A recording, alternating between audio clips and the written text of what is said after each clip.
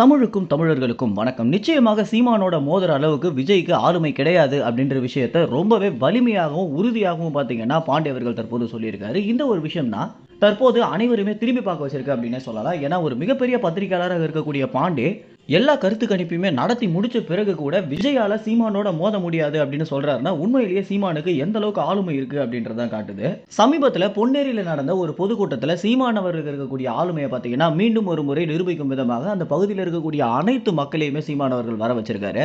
அது மட்டும் இல்லாம அந்த பகுதியில் இருக்கக்கூடிய சின்ன பசங்களை தொடங்கி வயது முதிர்ந்தவங்க வரைக்குமே சீமானுடைய அரசியலை கேட்கறதுக்காகவும் அந்த இடத்துல கூட்டம் கூட்டமாக திரண்டது பாத்தீங்கன்னா ஒரு ஆட்சியில் இருக்கக்கூடிய திமுக கட்சியால கூட முடியாத ஒரு காரியம் அப்படின்றதுனால இப்போ வரைக்கும் நம்பர் 1 ட்ரெண்டிங்கான அரசியல்வாதியாகவும் மக்கள் விரும்பக்கூடிய ஒரு அரசியல்வாதியாகவும் சீமான் தான் இருக்காரு அப்படின்றது தான் இந்த ஒரு விஷயம் ரொம்ப வெளிப்படையாக காட்டுது அப்படின்னே சொல்லலாம். இதற்கு அடுத்தபடியாக பத்திரிகையாளர் பாண்டே தமிழ்நாடு முழுக்க நடத்தி இருக்கக்கூடிய கருத்து கணிப்புல வந்திருக்கக்கூடிய தகவல் அப்படின்றது யாருமே நம்ப முடியாத ஒரு விஷயம் அப்படின்னே சொல்லலாம். ஏன்னா விஜய் அரசியல் கட்சி துவங்கிய ஒரு காரணத்தினால சீமானுக்கு இருக்கக்கூடிய ஆளுமை படிப்படியாக குறைஞ்சிடும் அப்படின்னு அனைவருமே எதிர்பார்த்த வேலையில இது எதுவுமே உண்மை கிடையாது. சீமான் 8% 15% வரைக்கும் வாக்கு வாங்குவாரு அப்படின்றதா கருத்து கணிப்புல வந்திருக்கக்கூடிய ஒரு அதிரடி தகவலாகவும் இருக்கு.